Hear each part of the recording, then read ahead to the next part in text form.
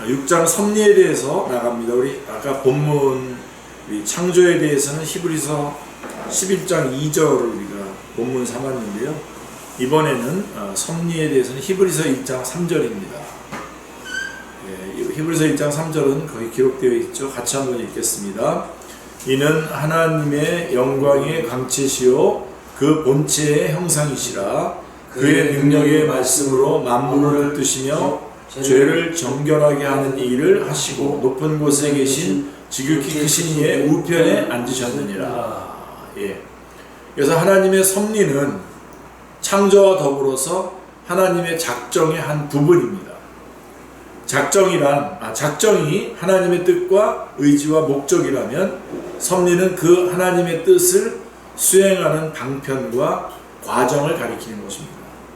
하나님의 섭리란 여호와께서 기뻐하시는 모든 일을 천지와 바다와 모든 깊은 곳에서 행하시는 일입니다.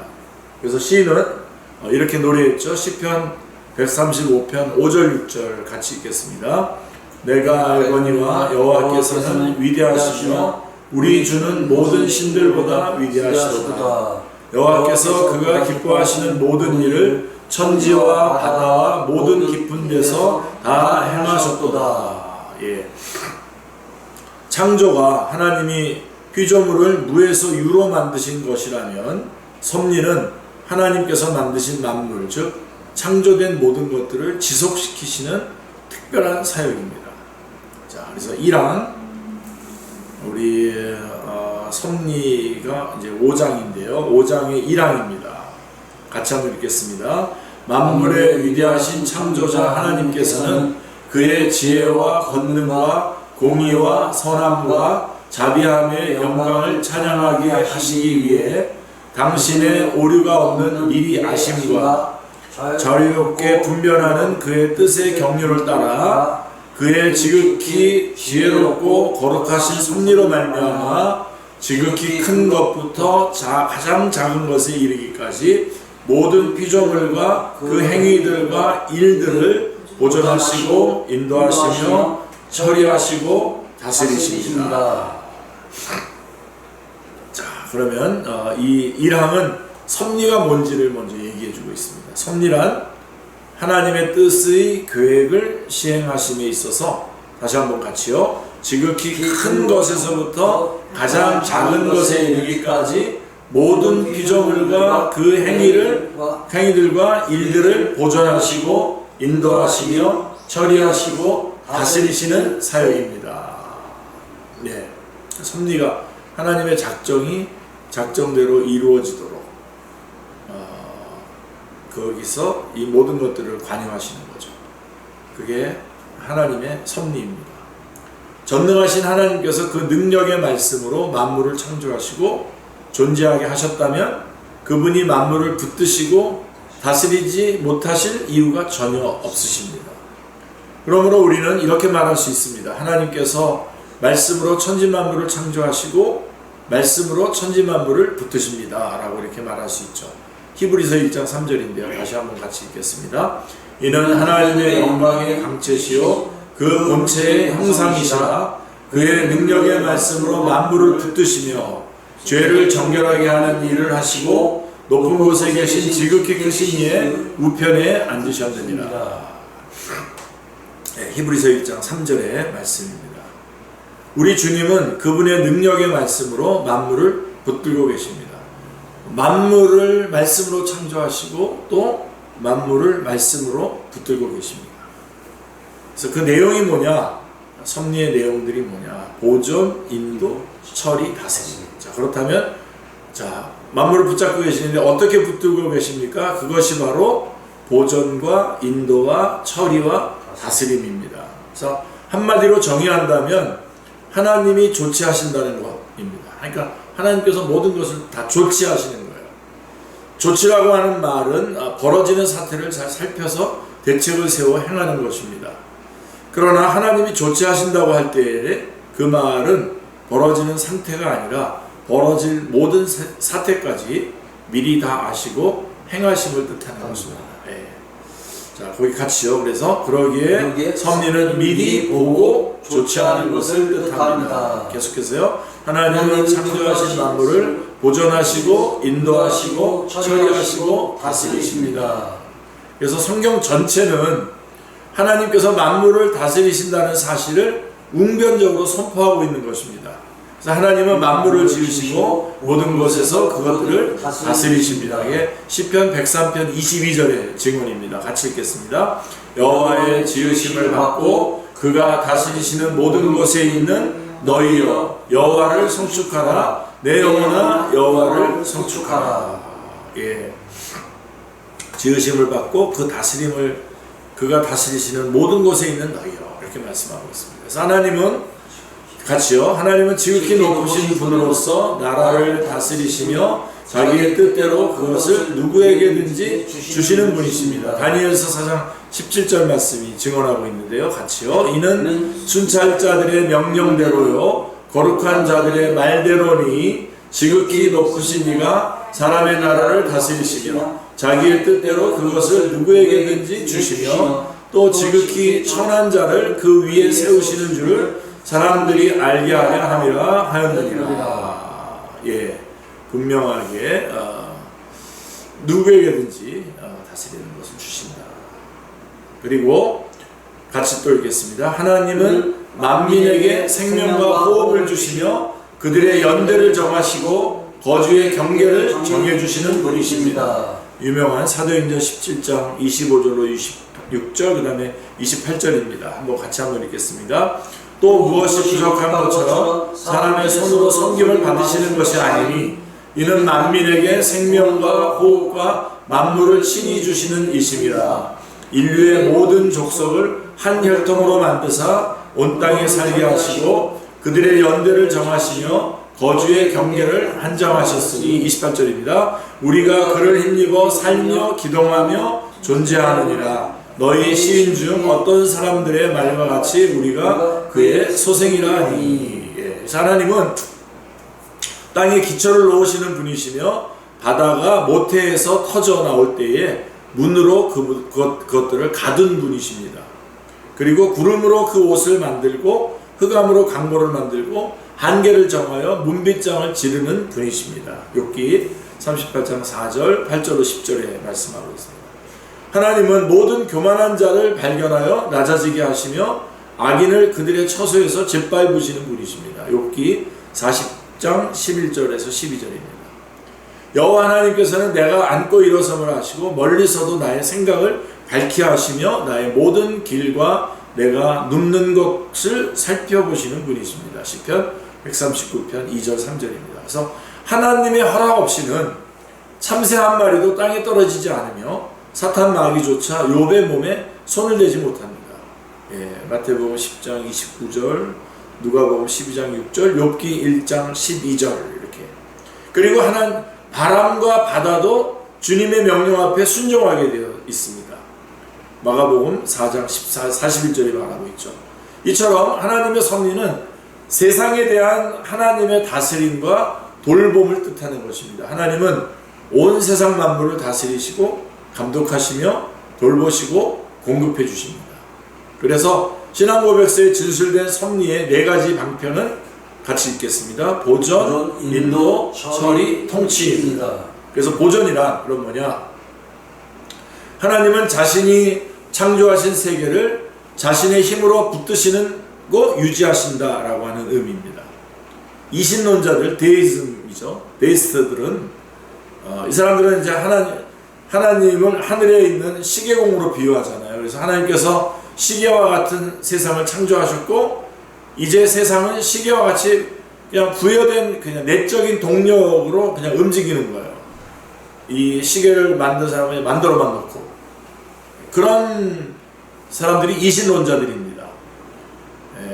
굉장히 많은 그런 지지를 얻는 이론이에요. 이게 하나님은 그저 창조하셨을 뿐 보존이나 유지에 관여하지 않는다는 것입니다. 이것이 17세기에 유행했던 전형적인 이신론의 핵심입니다.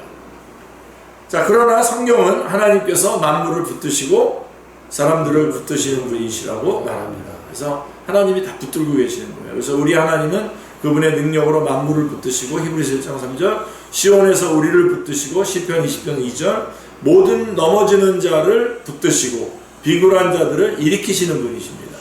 시편 145편 14절. 더 나아가서 하나님은 나그네들을 보호하시며 고아와 과부를 붙드시고 악인들의 길을 굳게 하십니다. 시편 146편 9절입니다.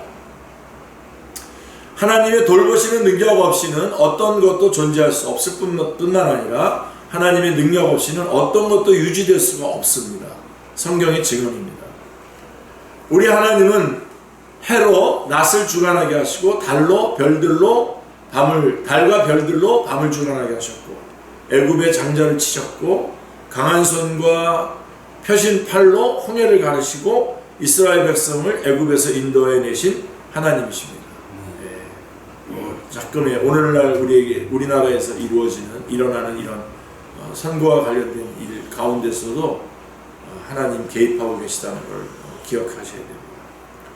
인도와 처리와 통치는 모두 같은 개념의 다른 표현들이라고 할 수가 있습니다. 하나님은 유지하실 뿐만 아니라 통치하십니다. 하나님은 그분의 뜻을 이루시기 위해서 만물을 보존하시고 인도하시고 처리하시고 통치하십니다. 이런 의미에서 세상 역사는 하나님의 역사입니다. 그래서 특별히 구속을 목적으로 하는 하나님의 구속 역사죠. 하나님께서는 구속 역사를 위해 이 세상 역사를 보존하고 처리하시고 인도하시고 다스리시는 것입니다. 자, 그래서 우리가 섭리에 관한 부분들을 지금 나누는 가운데에 보존, 인도, 처리, 다스림 붙드시는, 그러니까 일항에서 하나님께서 모든 만물을 붙들고 계시는데 그걸 어떻게 붙들고 계시냐? 보존, 인도, 처리, 다스림으로 보존하고 계시고, 그 다음에 그럼 섭리의 목적이 뭐냐? 왜 그런 겁니까? 같이요. 섭리의 목적은 하나님의 지혜와 능력과 공의와 선함과 자비의 영광을 찬양하는 것입니다. 우리 아까 작정의 목적도 우리가 잠깐 살펴봤죠. 그래서 섭리의 목적은 하나님의 지혜와 능력과 공의와 선함과 자비의 영광을 찬양하는 것. 하나님을 찬양하는 겁니다.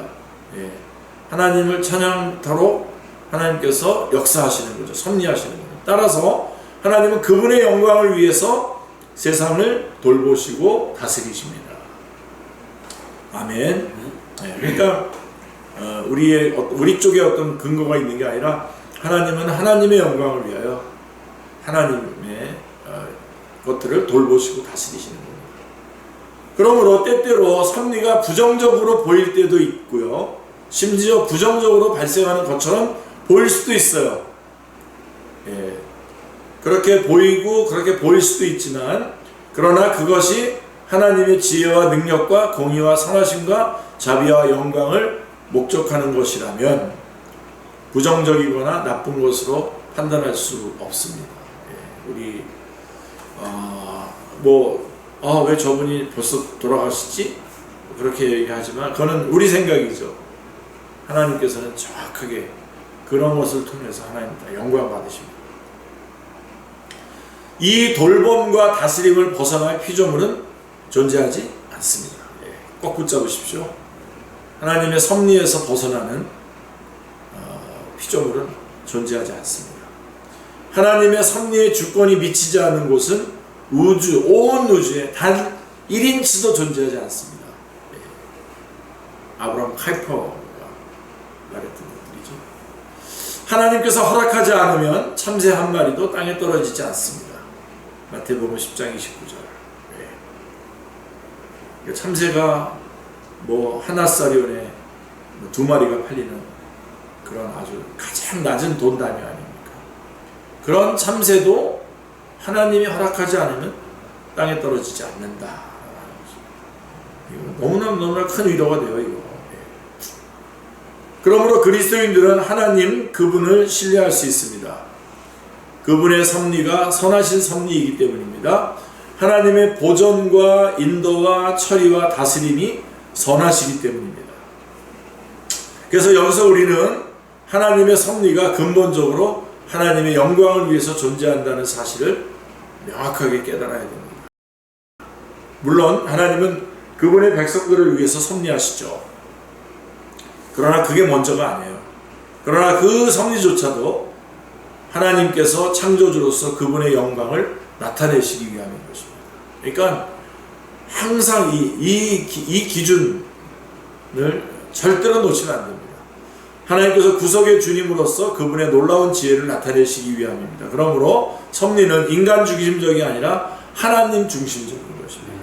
그래서 한 목사 후보생이 신학교에서 조직신학 교수에게 신정론에 대해서 물었습니다. 하나님이 정의로운가라고 하는 게 신정론이지 않습니까? 하나님이 이렇게 하시는 게 정말 정의로우신 건가? 라고 하면서 이제 많이들 질문하잖아요. 그걸 갖다 신정론이라고 하는데, 이 후보생은 아들을 낳았어요. 아들을 낳았는데 아들이 미숙하게 태어나서 많은 어려움 가운데 세상을 떠났어요. 목사 후보생이 되겠다고 결심하고 신학교에 입학한 가정에게 찾아온 환난이자 시험입니다.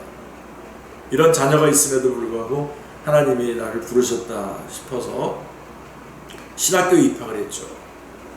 근데 그 애가 죽어요. 자, 이런 경우에 어떤 말이 위로가 되겠습니까? 이런 상황에서 하나님의 절대적인 주권과 작정과 섭리에 대해서 말해주어야 하는 이 교수의 소명은 참 괴로운 일이었습니다. 자, 이 교수님은 목사 후보생에게 종교개혁자 칼빈의 이야기를 해주었습니다. 칼빈요, 종교개혁자 칼빈은 사랑스러운 아내 이들렛 사이에 아들을 낳았고 이름을 자크라고 지었어요. 흑사병이 난무하던 시절에 자크는 건강하지 못했고 태어난 지 1년이 채 안 돼서 세상을 떠났어요. 그리고 얼마 안 돼서 아내까지 세상을 떠납니다. 이 사건은 칼빈을 눈의 가시로 여겼던 로마 카톨릭 교회의 좋은 공격의 이유가 되었습니다. 오늘날에도 이런 일이 있습니다. 그들은 칼빈이 하나님의 저주를 받았다며 매섭게 공격을 했어요. 뭐 하나 건수 잡았다 이거죠. 그 누가 이런 상황에서 온전한 정신으로 살 수 있겠습니까? 그러나 칼빈은 칼빈이었죠. 칼빈은 영적 동력자 피에르 미레에게 보내는 편지에서 이렇게 말했어요. 하나님께서 내게 아들을 주어 아버지가 되는 기쁨이 무엇인지 알게 해주셨습니다. 그러나 이제 그 아들을 데려가심으로써 아들을 잃은 아버지의 마음이 얼마나 처참한지를 깨닫게 해주셨습니다. 하늘에 계신 하나님은 우리에게 무엇이 필요한지 우리보다 더 잘 아시는 자상한 아버지이십니다. 이렇게 편지를 보냈어요. 이 이야기가 후보생에게 위로가 되었을까요? 저는 당시에는 뭐 위로가 안 됐겠지만 분명히 하나님의 역사하심을 맛봤을 거라고 생각합니다. 우리는요, 하나님의 섭리의 이유를 완전히 알지 못합니다.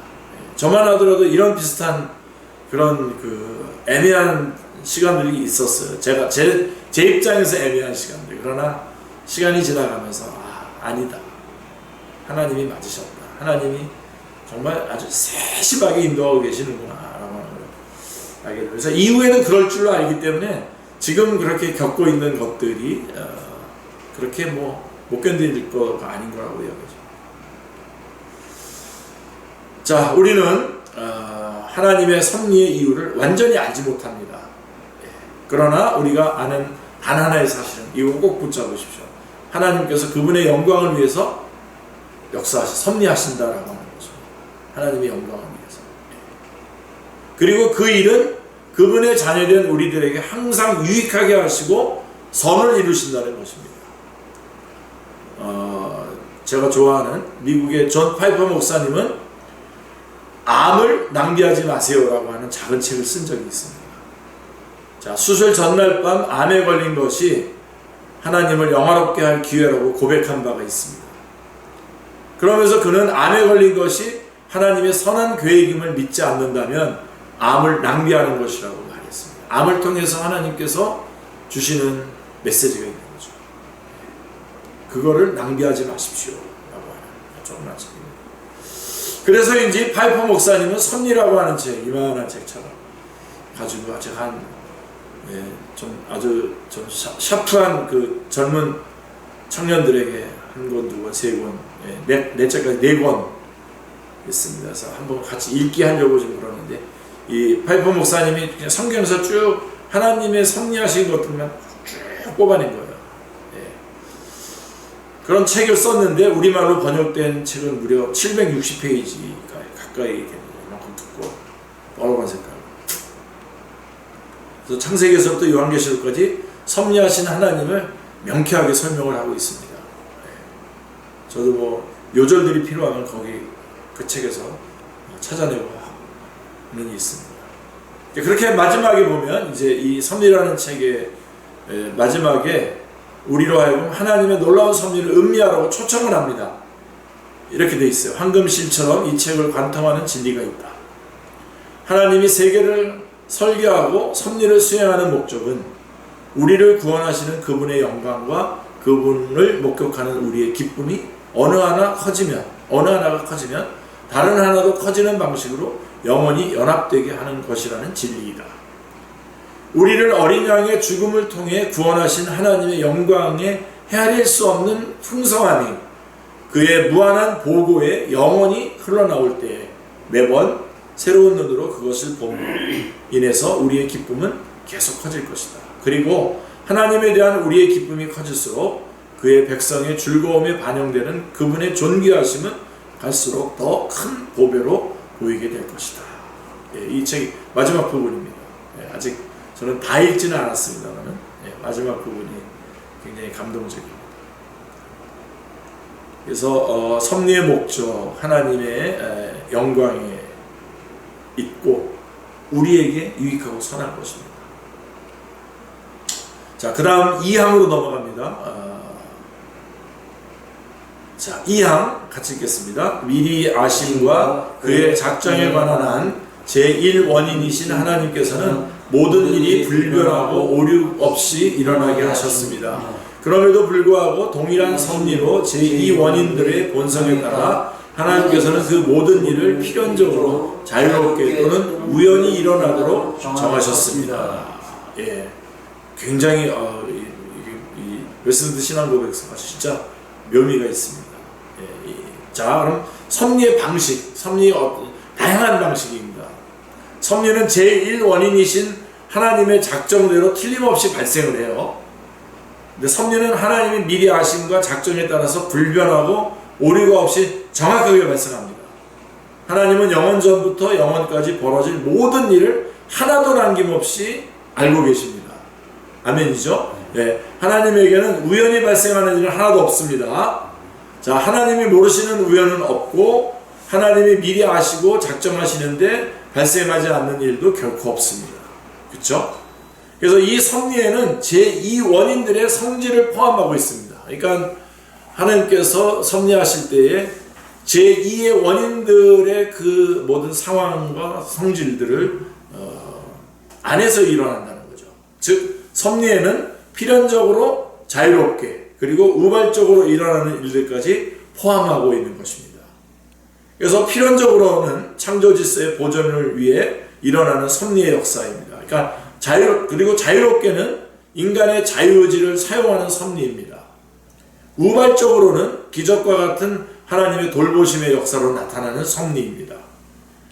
사실 우리의 이해를 돕기 위한 용어들이죠. 그렇지만 하여간 다 섭리하신다는 겁니다. 근데 그 방법이, 자, 여기서 강조되어야 할 것은 제2원인들을 사용하시는 분이 제1원인이신 하나님이시다라고 하는 사실입니다.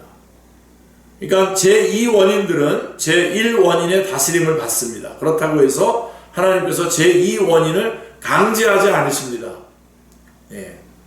사람은 강요를 당하지 않고 자유롭게 행동합니다. 모든 피조물들은 그 어떤 강제 없이 그들이 받은 의지의 자유를 통해 행동을 합니다. 여러분들이 우리 강아지나 이렇게 보면, 저는 막 너무나 그거 보는 게 너무 재밌고 좋은데, 본능대로 하잖아요, 본능대로. 그리고 오랫동안 못 만났던 주인인데도 만나면 막 너무나 좋아하고 뛰어달려가서 막 하는 그런 것들 보면 막 저도 막 눈물도 나고 그러는데, 너무 그런 거 보면 그런 것들을 통제하지 않으세요. 그대로 있는 거예요. 모든 피조물들은 그 어떤 강제 없이 그들이 받은 의지의 자유를 통해서 행동을 합니다. 예를 들면 요셉의 형들은 의지의 자유로 자유롭게 요셉을 팔았어요. 지네들끼리 짜고서. 그러나 섭리의 하나님은 제2원인을 사용하셔서, 제2원인이 이제 형들의 자유죠. 요셉을 애굽의 총리로 삼으시는 선으로 바꾸셨습니다.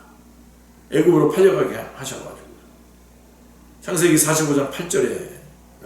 자, 그럼에도 요셉을 팔아넘긴 형제들의 죄는 그러니까 합리화되지 않죠. 내가 너 팔아서 너 애굽 총리가 됐잖아. 이건 안 되는 거예요. 가룟 유다도 마찬가지고요. 그것은 오로지 하나님의 절대적인 주권 아래에 있는 그들 자신의 의지의 자유의 발동이었기 때문입니다. 그렇게 유발하신 그 사람들에게 그렇게 죄를 유발하신 것은 아니잖아요. 마찬가지로 예수님을 팔아버린 유다의 죄 역시 유다의 자유로운 결정이었어요. 마태복음 26장 14절 15절이 아주 명확하게 증언을 하고 있거든요.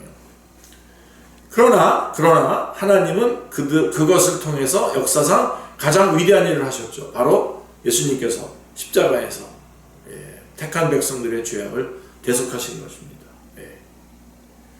자, 이것이 어떻게 가능하며 어떻게 조화가 되겠습니까? 그래서 섭리를 신비라고 부르는 거예요. 그리고 다시 여기선 무슨 법칙이 또 나와야 돼요?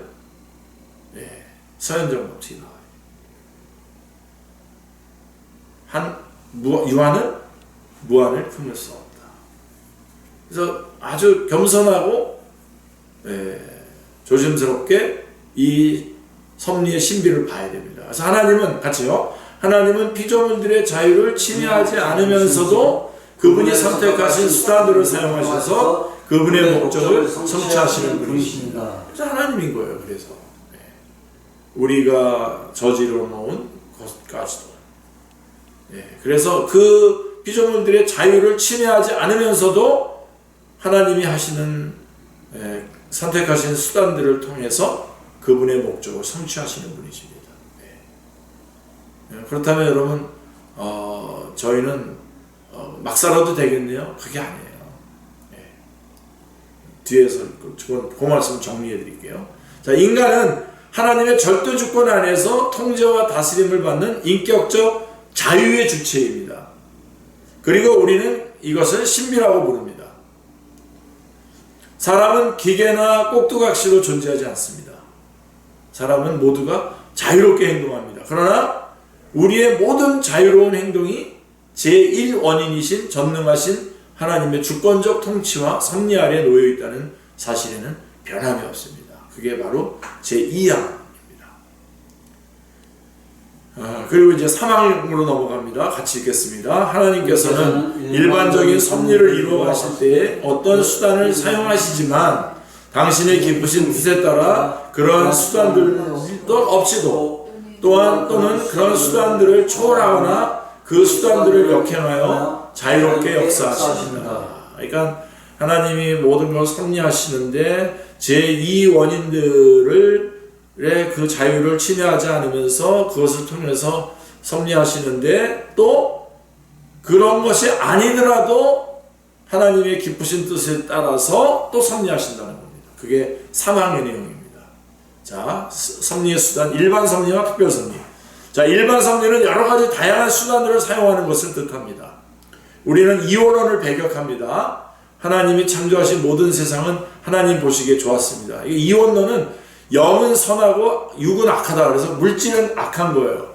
영은 선한 거예요. 그래서 그 사람들은 예수님도 이 땅에 물질을 가지고 이렇게 육체를 입고 오시지 않았다는 거예요. 왜? 물질은 악하기 때문에. 그래서 이렇게 눈에 보이는 그렇게만 왔다. 그게 바로 이제 이단이거든요. 그노시스 이단이거든요. 그런 게. 근데 그 이원론을 우리는 배격해요. 왜 그러냐면 하나님이 창조하신 이 모든 세상은 하나님이 보시기에 좋았습니다. 비록 인간의 타락으로 세상이 오염되었지만 하나님은 창조와 자연 질서를 통해 하나님의 작정을 시행해 나가십니다. 여기에는 가정, 직장, 사회, 국가 등 인간 삶의 전 영역이 포함됩니다. 뭔가 특별한 일을 해야 특별해지는 것이 아닙니다. 그저 평범하게 일반적인 섭리의 수단을 통해 살아가는 것이 하나님의 섭리를 만끽하는 가장 바람직한 그리스도인의 모습입니다.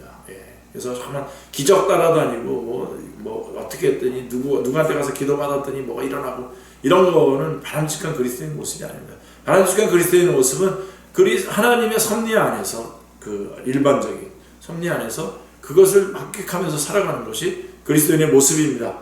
그 가운데에 하나님의 말씀인 설교와 기도, 예배가 있죠. 그래서 하나님은 이런 수단들을 사용하셔서 섭리하십니다. 자, 규절을 내가 양선하냐. 같이 한번 읽겠습니다. 이는 비와 눈이 하늘로부터 내려서 그리로 돌아가지 아니하고 땅을 적셔서 소출이 나게 하며 싹이 나게 하며 하여 파종하는 자에게는 종자를 주며 먹는 자에게는 양식을 준과 같이 내 입에서 나가는 말도 이와 같이 헛되이 내게로 돌아오지 아니하고 나의 기뻐하는 뜻을 이루며 내가 보낸 일에 형통함이니라. 이제 이런 평범하게 우리가 살아가는 그런 그러니까 일반적인 섭리의 수단들을 통해서 그 안에서 섭리를 만끽하며 살아가는 거. 이사야 55장 10절 11절 말씀처럼 특별한 섭리는 문자 그대로 특별한 것입니다.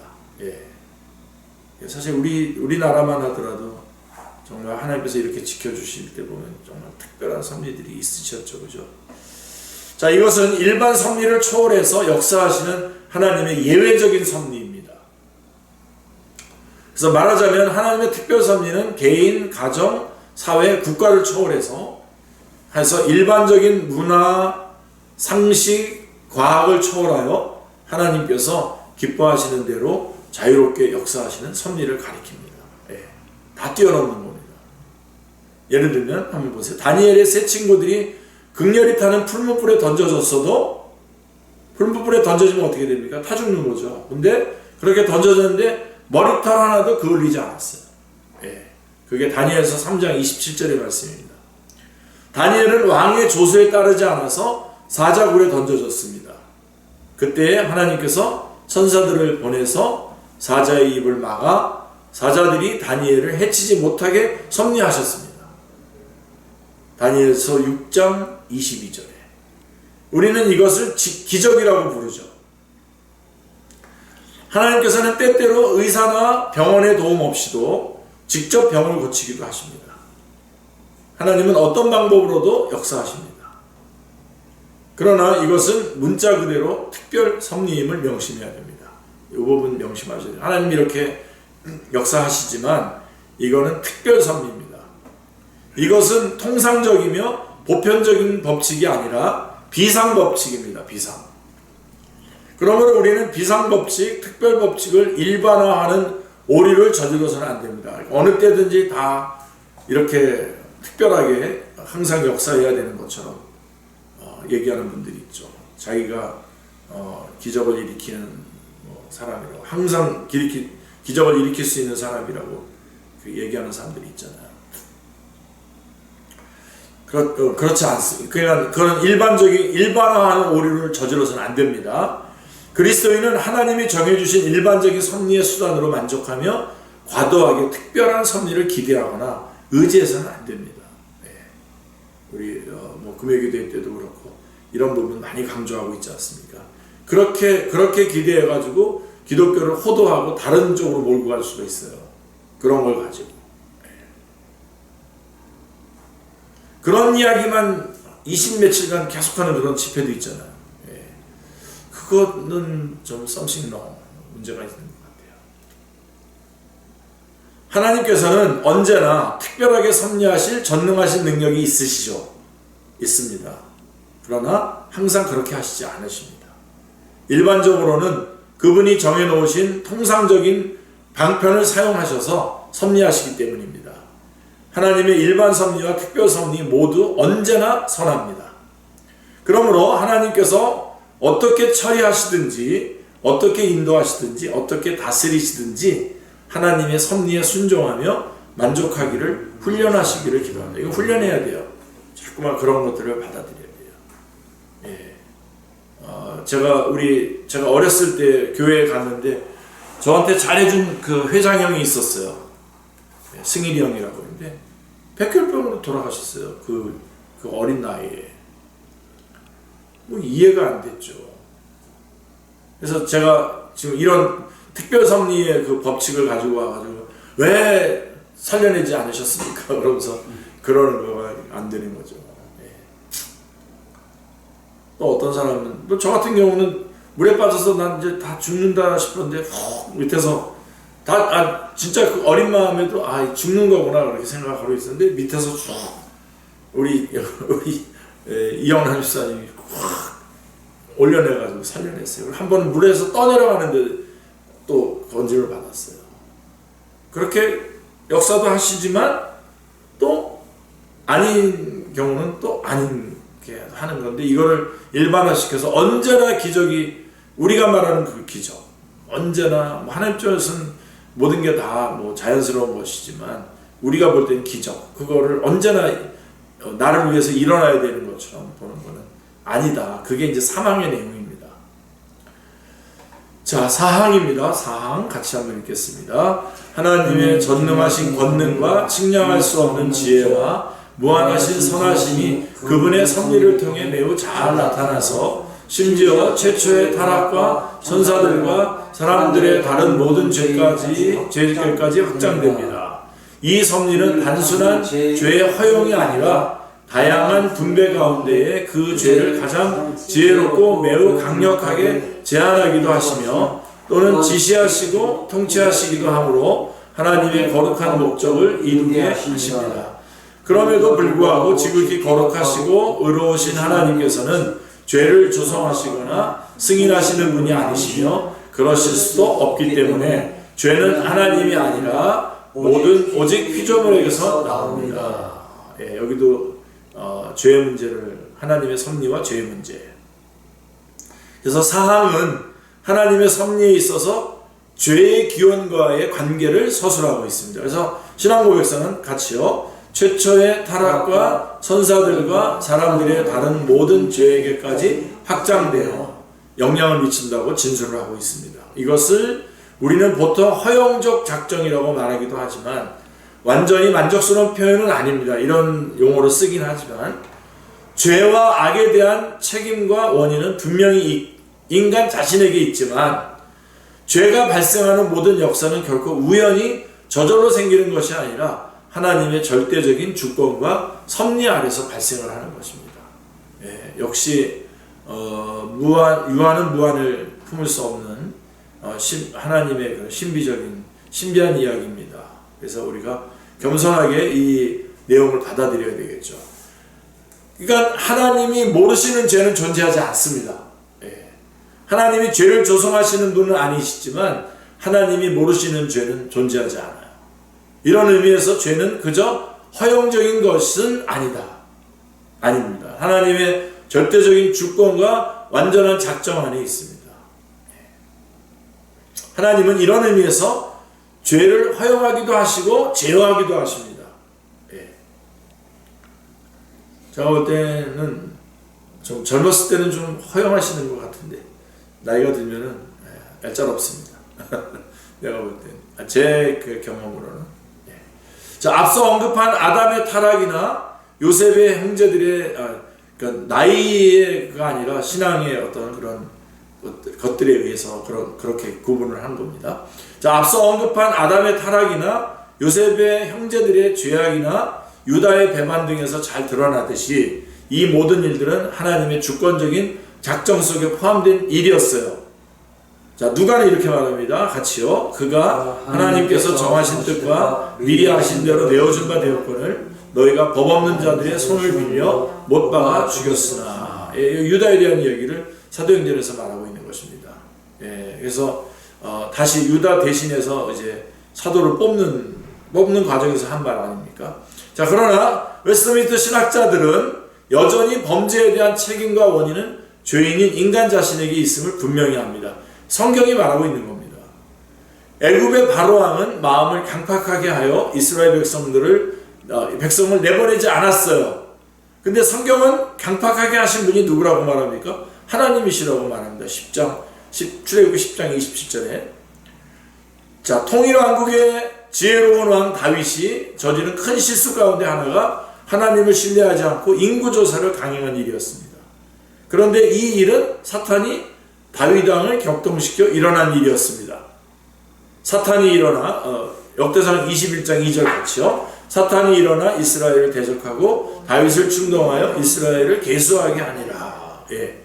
그런데 놀랍게도 이 일은 하나님의 뜻대로 일어난 일이었다고 사무엘하하 24장 1절에서는 이렇게 말하고 있습니다. 같이요. 하나님께서 다시 이스라엘을 향하여 진노하사 그들을 치시려고 다윗을 격동시키사 가서 이스라엘과 유다의 인구를 조사하라 하신지라. 예. 사탄의 충동을 받아서 다윗이 인구 조사를 한 건데 이것은 하나님이 그들을 진노하시기 위해서 다윗을 격동시킨 거다라고 하는 겁니다. 그러니까 하나님께서는 섭리를 통해 다윗 왕과 이스라엘 백성과 사탄의 악한 마음과 간교한 계획을 폭로하시고 형벌을 하시려고 했던 것입니다. 이 모든 일들은 하나님의 섭리 가운데 진행됩니다. 같이요. 하나님께서는 죄를 허용하실 때 그분의 강력한 능력과 지혜로 죄를 억제하시고 조정하시고 처리하십니다. 예, 그래서 잠언의 저자는 이렇게 말하죠. 잠언 16장 4절 같이요. 여호와께서 온갖 것을 그 쓰임에 적당하게 지으셨나니 악인도 악한 날에 적당하게 하셨나니. 그러니까 악한 사람도 하나님의 섭리 안에서 쓰임을 받는 거예요. 하나님의 섭리와 죄의 문제는 우리의 지성으로는 완벽하게 이해할 수 없는 난제입니다. 그러나 분명한 사실은 신앙 고백서의 진술처럼 같이요. 가장 거룩하고 의로우신 하나님은 죄의 조성자이거나 승인자가 아니며 그럴 수도 없다라고 하는 사실입니다. 분명히 그런 섭리에 있어서 죄의 문제는 죄의 문제에 하나님께서 다 그 섭리 안에서 움직이는 거지만 그렇다고 해서 하나님이 죄의 조성자이거나 승인자는 아니다라고 하는 것입니다. 그게 신앙 고백서의 고백 내용입니다. 그래서 우리는 그러므로 두 가지를 분명히 하기를 기도합니다. 자, 두 가지 분명히 하십시오. 하나는 우리가 죄를 짓는 것은 욕심에 끌려 미혹되었기 때문입니다. 야고보서 1장 14절. 분명하죠. 그래서 죄는 내가 짓는 것이며 나의 책임입니다.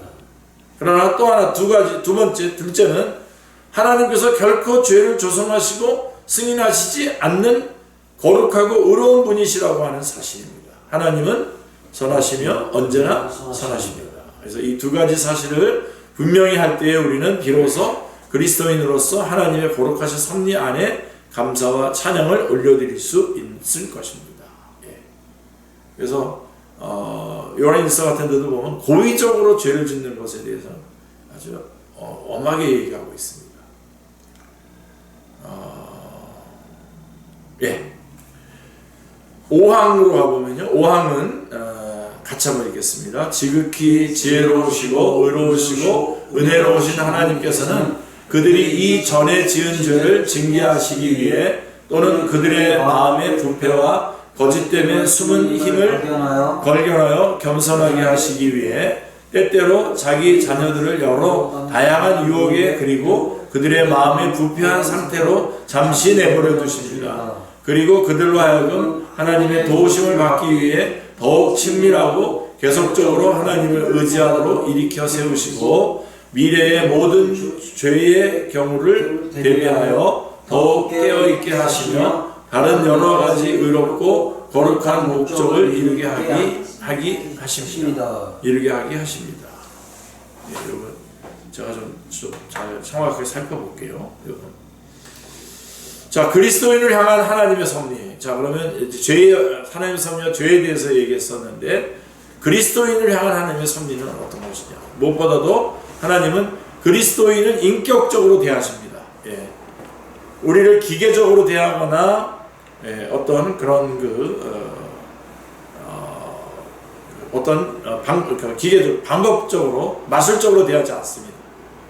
하나님은 우리를 그리스도인을 인격적으로 대하십니다. 그것은 인간의 의지를 하나님의 섭리 속에서 수단으로 사용하시기 때문입니다. 우리가 앞서서 살펴본 것처럼 하나님은 인간의 의지를 강제하지 않으십니다. 그래서 이렇게 말씀하죠. 같이요. 때때로 자기 자녀들을 여러 다양한 유혹에 그리고 그들의 마음이 부패한 상태로 잠시 내버려 두시는 것이죠. 왜요?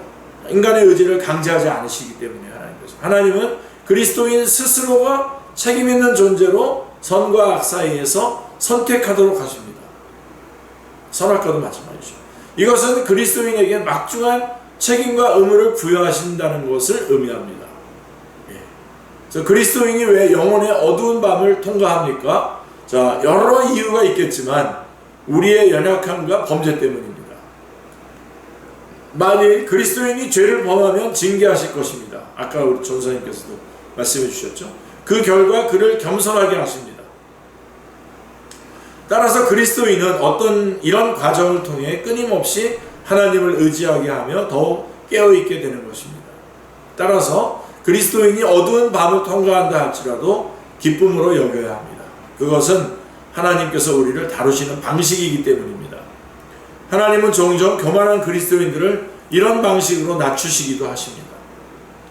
그리스도인이 교만한 이유 여러 이유 가운데 하나는 자신이 얼마나 철저하게 부패한 죄인인지를 경험하지 못했기 때문입니다. 그래서 그리스도인의 확신 중에 제일 먼저가 죄에 대한 확신이거든요. 죄에 대해서 철저한 확신을 가져야 됩니다. 그래야 용서에 대한 철저한 확신을 갖게 되고 말씀에 대한 철저한 확신을 갖게 되는 거죠. 따라서 죄를 범할 때에 더욱 처절하게 징계를 받아서 낮아지고 겸손해집니다. 그래서 제가 말씀 많이 드렸죠. 우리 그리스도인들은 죄와 싸워서 죄를 안 지음으로써 하나님 앞에 영광을 돌리고 또 죄를 졌을 때도 다시 한번 하나님의 은혜가 이렇게 큰 거였구나, 내가 이렇게 지독한 죄인이었구나를 깨달으면서 사탄을 또 한 번 물리치는 겁니다. 그리고 그 죄의 자리에서 떠나면서 또 한 번 하나님 앞에 영광을 돌리게 되죠. 자, 그래서 하여간 죄를 범할 때 더욱 처절하게 징계를 받아서 낮아지고 겸손해집니다. 사도 바울은 마음에 하나님 두기를 싫어하는 자들을 하나님께서 그의 상실한 마음대로 내버려 두셨다고 말씀하고 있어요. 로마서 1장 28절에서 성경에서 발견할 수 있는 가장 비참하고 불행한 표현 가운데 하나입니다. 자, 목회를 하다 보면 목회자가 감당하지 못하는 교인이 가끔 있어요. 영적으로 거칠어서 아무리 권면해도 순종하지 않고 말씀의 은혜를 받으려는 자세도 없는 사람들입니다. 만일 목회자가 그 영혼을 그저 내어버려 두면 얼마나 비참한 일이겠습니까? 부모가 더 이상 어쩔 수 없어서 자녀를 그 상실한 마음대로 내버려 둔다면 그 자녀는 가장 불행한 자녀가 될 것입니다. 그러므로 하나님은 자녀들이 죄를 범할 때 징계하시는 거예요. 그 징계를 통해 그들 안에 있는 마음의 부패와 거짓됨의 숨은 힘을 발견하게 하고 자녀들을 겸손하게 하시는 것입니다. 나아가 우리의 연약함이 무엇인지 들추셔서 장차 죄짓기 쉬운 경우들을 대비하고 깨어있게 하시기 위함입니다. 그래서 이 주제에 대해서는 이제 우리가 제 12장의 양자됨, 어답션, 양자됨에 대하여서 좀 더 자세하게 다루도록 하겠습니다. 자, 여기서는 우리 섭리의 부분에 와서 여기서는 하나님께서 그분의 의롭고 거룩한 목적들을 이루기 위해서 그리스도인의 죄를 섭리 가운데에 징계하신다는 것까지만 살펴보도록 하겠습니다. 따라서 그리스도인은 늘 경거망동을 삼가고 하나님의 섭리의 인도하심을 생각하면서 끊임없이 하나님을 의지하고 항상 깨어 있어야 할 것입니다. 매일매일.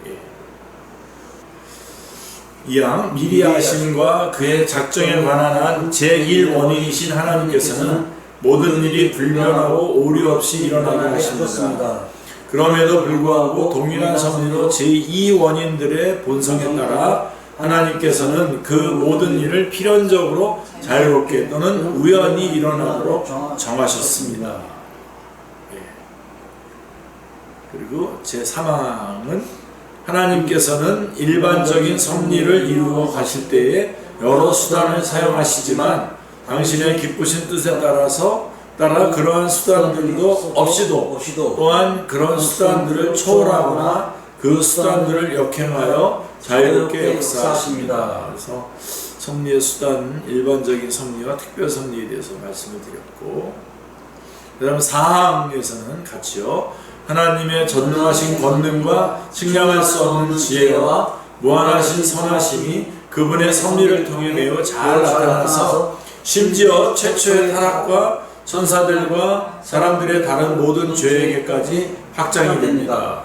이 섭리는 단순한 죄의 허용이 아니라 다양한 분배 가운데 그 죄를 가장 지혜롭고 매우 강력하게 제한하기도 하시며 또는 지시하시고 통치하시기도 하시므로 하나님의 거룩한 목적을 이루게 하십니다. 그럼에도 불구하고 지극히 거룩하시고 의로우신 하나님께서는 죄를 조성하시거나 승인하시는 분이 아니시며 그러실 수도 없기 때문에 죄는 하나님이 아니라 오직 피조물에게서 나옵니다. 죄의 문제, 섭리와 죄의 문제, 그 다음에 이제 그리스도인의 문제를 다루는 섭리와 그리스도인의 문제를 다루는 5항입니다. 5항. 지극히 지혜로우시고 의로우시고 은혜로우신 하나님께서는 그들이 이전에 지은 죄를 징계하시기 위해 또는 그들의 마음의 부패와 거짓 때문에 숨은 힘을 발견하여 겸손하게 하시기 위해 때때로 자기 자녀들을 여러 다양한 유혹에 그리고 그들의 마음에 부패한 상태로 잠시 내버려 두십니다. 그리고 그들로 하여금 하나님의 도우심을 받기 위해 더욱 친밀하고 계속적으로 하나님을 의지하도록 일으켜 세우시고 미래의 모든 죄의 경우를 대비하여 더욱 깨어 있게 하시며 다른 여러 가지 의롭고 거룩한 목적을 이루게 하기 하십니다.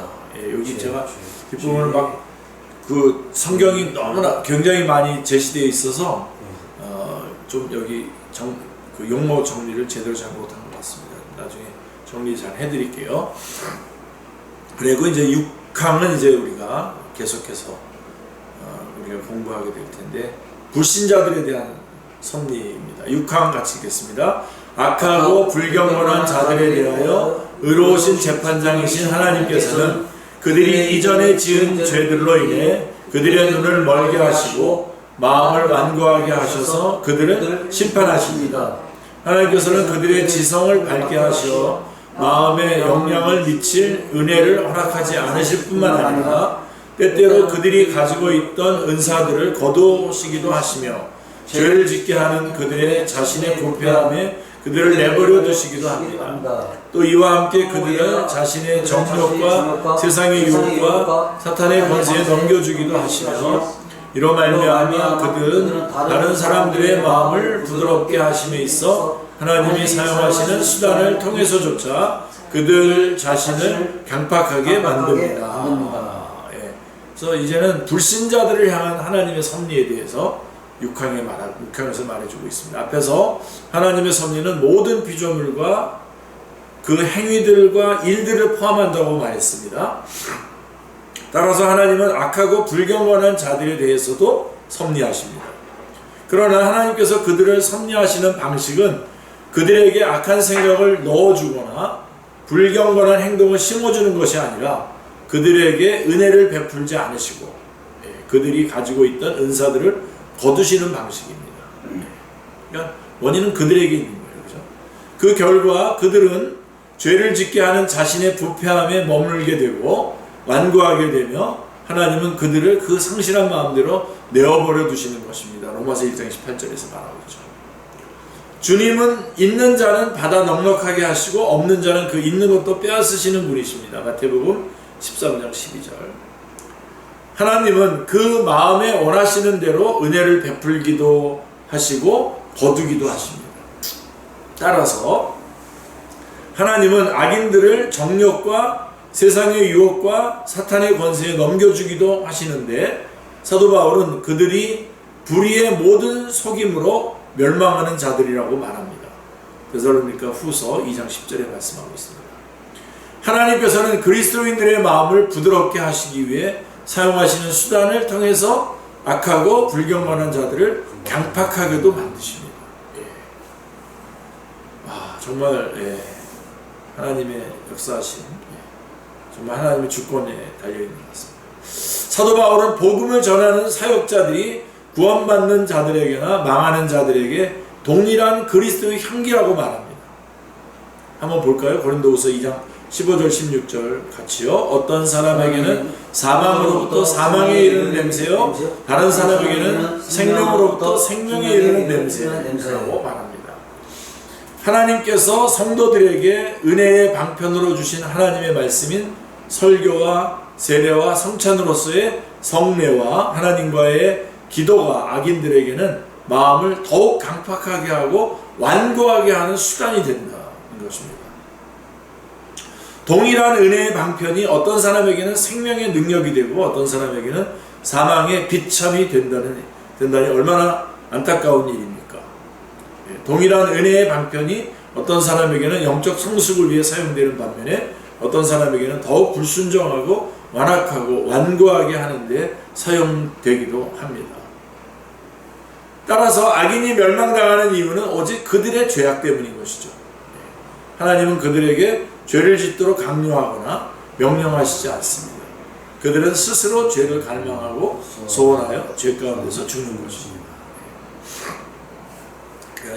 악한 자들에 대한 섭리, 그 다음에 칠함 같이요. 일반적으로 하나님의 섭리는 모든 피조물에게 미칩니다. 그러나 지극히 특별한 방식을 따라 하나님께서는 더욱 그분의 교회를 돌보시며 모든 것을 합력하여 교회의 유익이 되게 하십니다. 그래서 섭리와 교회, 그래서 교회는 섭리의 궁극적인 목적이다. 웨스트민스터 신학자들은 하나님의 섭리를 우울하게 마감하지 않습니다. 가장 지혜로우시고 거룩하시며 가장 공의롭게 다스리시는 하나님의 섭리가 어떻게 우울할 수 있겠습니까? 그러므로 하나님의 섭리가 일반적으로는 모든 피조물들에게 미치는 일이지만 가장 특별한 방법으로는 더욱 그분의 교회를 돌보시며 모든 일을 합력하여 교회의 유익을 위해 처리하신다고 고백합니다. 말하자면 섭리는 궁극적으로 그분의 교회를 위한 것입니다. 하나님은 교회를 돌보십니다. 교회입니다. 그렇죠? 하나님은 참되고 진실한 교회를 악에서부터 보호하시고 은혜의 방편을 통해 양육하십니다. 우리 교회도 그렇게 보호해 주신 줄로 저는 믿습니다. 또한 하나님은 교회의 유익을 위해 모든 일을 처리하십니다. 여기에서 처리는 환난과 핍박들을 도리어 교회를 위한 유익으로 바꾸시는 섭리를 가리키십니다. 우리 한국교회가 이러한 것에 아주 직접적인 혜택을 받은 교회죠. 사도 바울의 유명한 말을 기억하십니까? 로마서 8장 28절 너무나 유명하죠. 같이요. 우리가 알거니와 하나님을 사랑하는 자 곧 그의 뜻대로 부르심을 입은 자들에게는 모든 것이 합력하여 선을 이루느니라. 하나님께서는 모든 경건한 교회들이 사라진 것처럼 보였던 시대에도 이스라엘 백성 가운데 바알에게 무릎 꿇지 않은 7,000명을 남기셨습니다. 열왕기상 19장 18절.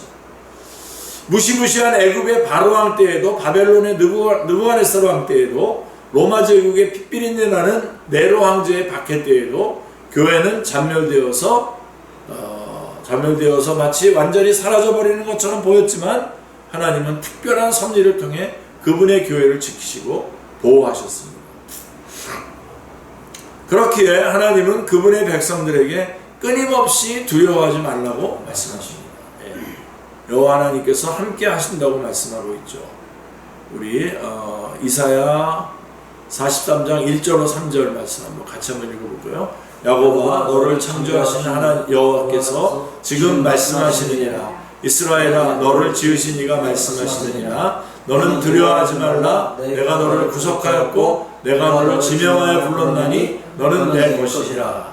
내가 물 가운데로 지날 때에 내가 너와 함께 할 것이라. 강을 건널 때에 물이 너를 침몰하지 못할 것이며 내가 불 가운데로 지날 때에 타지도 아니할 것이요 불꽃이 너를 사르지도 못하리니 대저 나는 여호와 내 하나님이요 이스라엘의 거룩한 이요 내 구원자임이라. 내가 애굽을 너의 속량물로 구스와 스바를 너를 대신하여 주었노라. 예. 아멘. 우리 주님도 이렇게 말씀하셨어요. 같이요. 두려워하지 말라. 너는 많은 참새보다 귀하니라. 예. 우리는 참새도 내가 이렇게 섭리하는데 우리는 더 귀하지 않냐는 거죠. 우리는 역사를 세속 역사와 구속 역사로 구분할 수 있습니다. 우리가 살아가는 세상의 모든 역사는 하나님께서 허용하시는 역사입니다.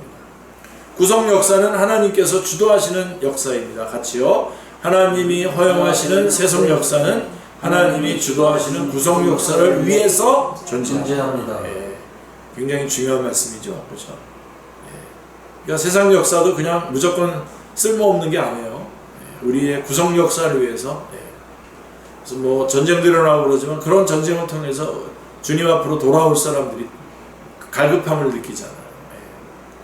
물론 두 역사 모두 하나님의 절대적인 작정 속에 있습니다. 그러므로 온 세상은 같이요. 온 세상은 사실 주님의 몸된 교회를 위해서 존재합니다. 하늘과 땅도 바다도 산도 공중의 새도 땅의 들짐승도 바다의 물고기도 존재하는 모든 피조물과 온 우주와 역사도 교회를 중심으로 돌아갑니다. 같이요. 그리스도의 몸된 교회가 없다면 세상은 존재의 의미가 없습니다. 예.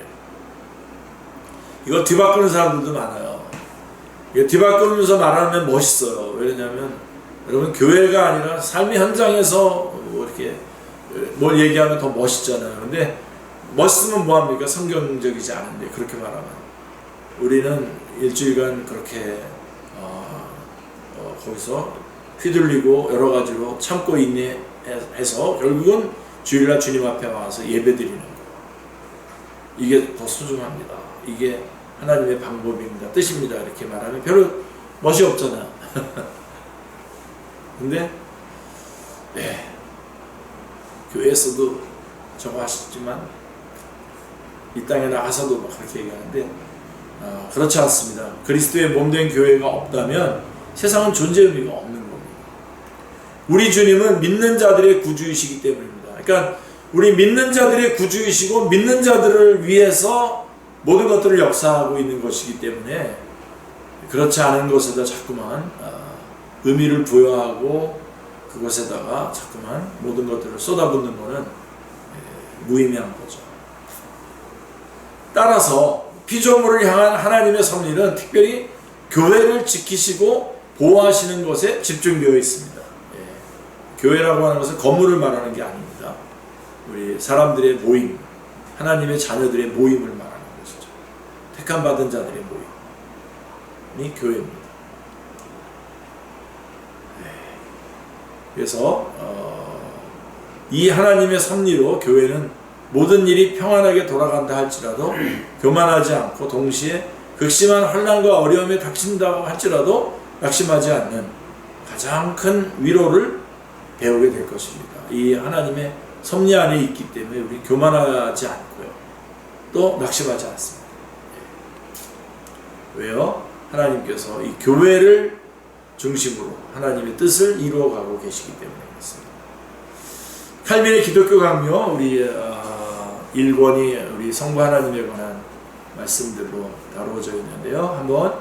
같이 한번 1권 17장 6절입니다. 같이 한번 읽겠습니다. 이 묵상은 경건의 규범을 지시해 주심으로써 가장 선하고 가장 달콤한 열매가 우리에게 이르게 한다. 그러므로 그리스도인의 마음은 모든 것이 하나님의 경륜에 의하여 일어난다는 사실과 어떤 것도 계획 없이 우연히 일어나지 않는다는 사실에 더없이 확실한 감화를 받게 되므로 하나님을 이른바 사물들의 주요 원인으로 여기는 가운데서도 그보다 못한 하부 원인들을 그것들 각자의 자리에서 숙고하게 될 것이다.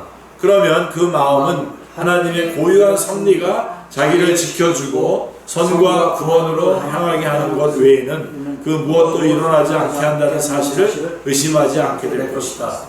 사람들이 선하건 악하건 그들의 계획들, 뜻들, 노력들, 재능들이 하나님의 손 아래 있다는 사실과 그가 자기가 기뻐하시는 곳을 향해 그것을 나가게 하시고 자기가 기뻐하시는 때에는 언제든지 그들을 멈추게 하시는 것은 그의 뜻 안에 그의 의지 안에 있다는 사실을 그리스도인의 마음은 알게 될 것이다.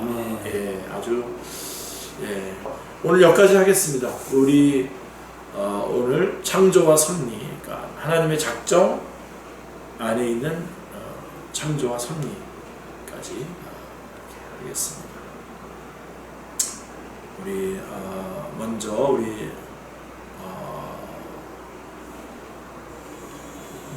우리 교회가 먼저 이 하나님의 말씀을 알고 싶은 열망으로 가득 차도록 온 성도들이 하나님을 갈망하는 자들이 되도록 우리 한번 기도하고 마무리 기도를 전사님 해주시고 오늘 마치도록 하겠습니다.